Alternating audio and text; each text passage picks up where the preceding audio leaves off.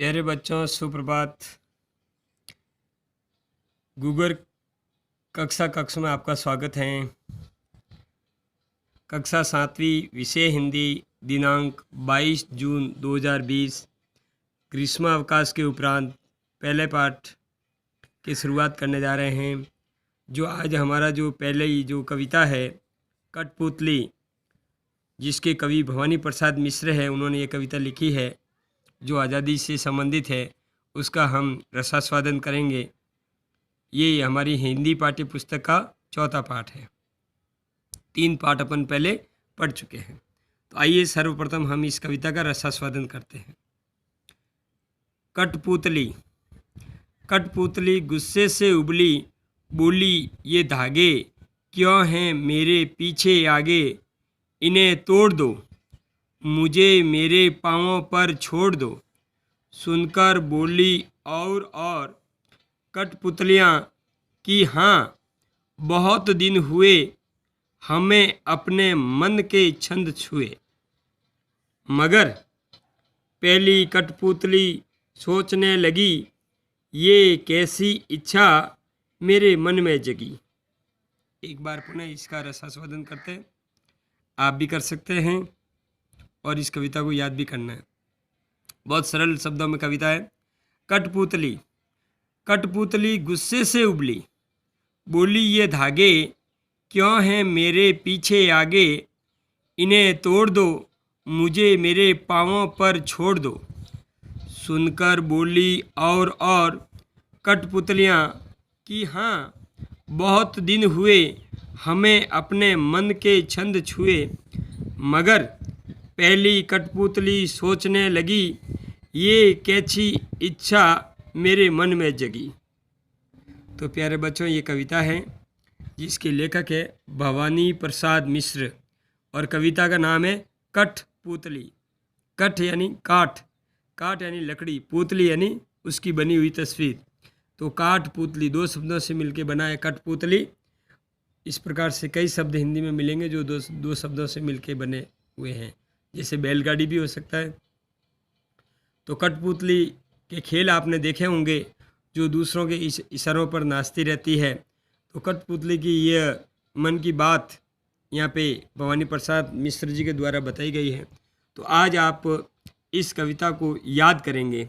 तो सर्वप्रथम मैं इस कविता के आपके जो शब्दार्थ हैं उनके बारे में लिख देता हूँ। शब्दार्थ है कठपुतली। कठपुतली का मतलब होता है काठ की बनी पुतली जो दूसरों के इशारों पे नाचती है।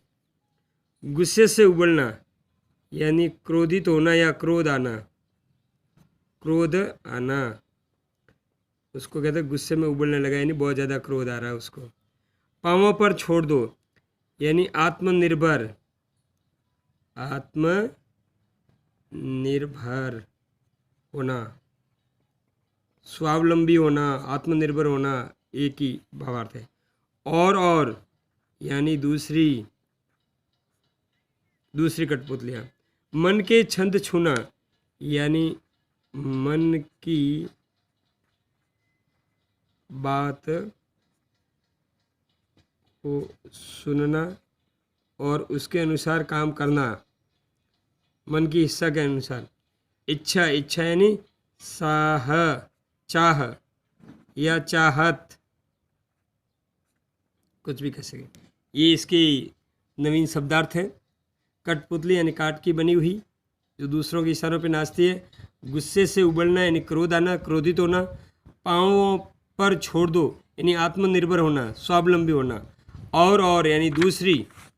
मन के छंद छूना यानी मन की बात को सुनना, इच्छा अनुसार काम करना। इच्छा यानी चाह, चाहत।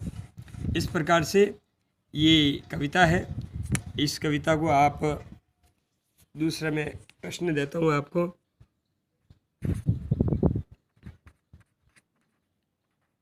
कविता को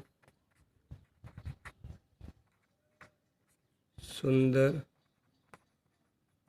अक्षरों में लिखकर याद करो। इस कविता को आपको सुंदर सुंदर अक्षरों में लिख करके याद करना है। कल हम इस कविता का भावार्थ करेंगे, ठीक है, और प्रश्नोत्तर भी करेंगे। वैसे थोड़ा सा मैं आपको भावार्थ बता देता हूँ। कठपुतली है वो गुस्से में है और वो कहती है कि ये आगे पीछे मेरे धागे क्यों बांधे हुए हैं, मुझे आज़ाद कर दो, इन धागों को तोड़ दो, इन्हें तोड़ दो, इन्हें का मतलब धागों को तोड़ दो और मुझे मेरे पाँवों पर छोड़ दो, मुझे आज़ाद कर दो। सुनकर बोली और ये सुनकर के दूसरी और कठपुतलियाँ भी कहा, हाँ हाँ, बहुत दिन हो गए हमें बंधे हुए, हमें आज़ाद हो जाना चाहिए, हमें अपने मन के छंद छुए नहीं, हमें अपनी मन के इच्छा अनुसार काम करने चाहिए। मगर पहली कठपुतली सोचने लगी, लेकिन पहली वाली सोचने लगी, ये कैसी इच्छा मेरे मन में जगी, क्योंकि सारी कठपुतलियों में वो अग्रणी थी, सबसे आगे थी, स्वतंत्रता का पूरा भार उसके ऊपर था, तो उसको सारी प्लानिंग करनी थी, किस प्रकार स्वतंत्रता मिलेगी, किस प्रकार आगे का काम होगा, इसलिए उसके ऊपर जिम्मेदारी आ गई। इसी के साथ हमारा आज का ये पाठ यहीं तक।